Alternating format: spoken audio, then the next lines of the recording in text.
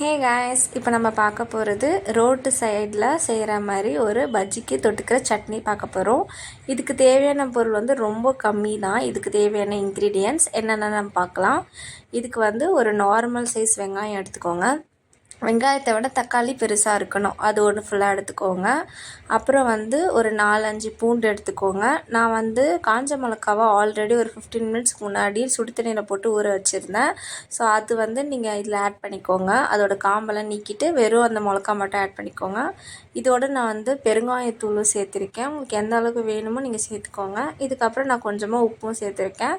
சேர்த்துட்டு தண்ணி ஊற்றாமல் ஃபர்ஸ்ட் நான் அரைச்சிக்கிட்டு அப்புறம் தண்ணி ஊற்றி நல்லா உங்களுக்கு எந்த மாதிரி வேணுமோ அந்த மாதிரி அரைச்சிக்கோங்க. நான் கொஞ்சம் குறப்பாக அரைச்சிருக்கேன். ஸோ இதுக்கு வந்து நம்ம நெக்ஸ்ட்டு ஒரு தாளிப்பு பார்த்துடலாம்.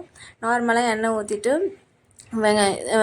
கடுகு, சீரகம் அதெல்லாம் போட்டுக்கோங்க. போட்டுட்டு வெடித்தக்கப்புறம் நீங்கள் வந்து நீங்கள் ரெடி பண்ணி வச்சுருந்த மிக்ஸியில் ஊற்றிட்டு ஒரு 1 or 2 மினிட்ஸ் நல்லா பாயில் பண்ண விட்டுருங்க. அந்த காரம் எல்லாமே போனதுக்கப்புறம் அந்த ஸ்மெல்லாம் போயிடும்.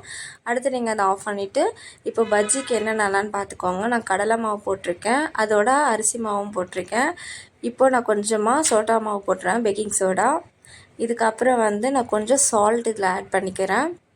உங்களுக்கு இதோட லிமிட்ஸில் நீங்கள் எவ்வளோ செய்கிறீங்களோ அதுக்கேற்ற மாதிரி நீங்கள் போட்டுக்கோங்க. இப்போ இதில் பெருங்காயத்தூளும் நான் ஆட் பண்ணியிருக்கேன். பெருங்காயத்தூள் ஆட் பண்ணிவிட்டு நான் வந்து இதில் இப்போது மிளகாத்தூள் ஆட் பண்ண போகிறேன். உங்களுக்கு எந்த அளவுக்கு காரம் வேணுமோ நீங்கள் அந்தளவுக்கு ஆட் பண்ணிக்கோங்க. இதுக்கு வந்து நான் கொஞ்சமாக இதில் மஞ்சத்தூள் ஆட் பண்ணியிருக்கேன். நான் இதை ஆனால் வீடியோ எடுக்கலை, நீங்கள் அதை ஆட் பண்ணிக்கோங்க. கலர் வந்து ஆப்ஷனல், உங்களுக்கு வேணும்னா நீங்கள் ஆட் பண்ணிக்கோங்க, இல்லை வேணான்னா நீங்கள் அப்படியே விட்டுருங்க. நான் ரொம்ப லைட்டாக தான் ஆட் பண்ணியிருக்கேன். எந்த அளவுக்கு உப்பு தேவையோ அந்த அளவுக்கு உப்பை பார்த்துட்டு சேர்த்துக்கோங்க. தண்ணி வந்து நீங்கள் கொஞ்சம் கொஞ்சமாக ஊற்றி நீங்கள் பிசைஞ்சிக்கோங்க. உங்களுக்கு எந்த அளவுக்கு வேணுமோ அந்த அளவுக்கு லிக்விட் கன்சிஸ்டன்சி வர வரைக்கும் நல்லா இது பண்ணிக்கோங்க. ஒரு மிக்ஸ் பண்ண மாவை வந்து ஹீட்டான ஆயிலில் போட்டு ஒன்று ஒன்றா பொரித்து எடுத்துருங்க. அதை நான் வீடியோ எடுக்கலை. இது வந்து நம்ம எல்லாத்தையும் பொரிச்சதுக்கப்புறம் நம்ம வீடியோ எடுத்திருக்கோம். ஸோ நீங்கள் ஒன்று ஒன்றா போட்டு நல்லா உங்களுக்கு எந்த அளவுக்கு வேணுமோ அந்த அளவுக்கு நல்லா பொரித்து எடுத்துக்கோங்க.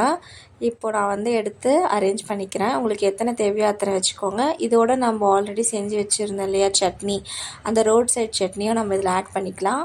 இதோட நம்ம சுட சுட பஜ்ஜி ரெடி ஆகிடுச்சு. நல்லா ஹாட்டாக சர்வ் பண்ணி என்ஜாய் பண்ணி சாப்பிடுங்க. டேஸ்ட் சூப்பராக இருக்கும். நீங்கள் செஞ்சுட்டு இது எப்படி இருக்குது, சட்னி எப்படி இருக்குது, பஜ்ஜி எப்படி இருக்குது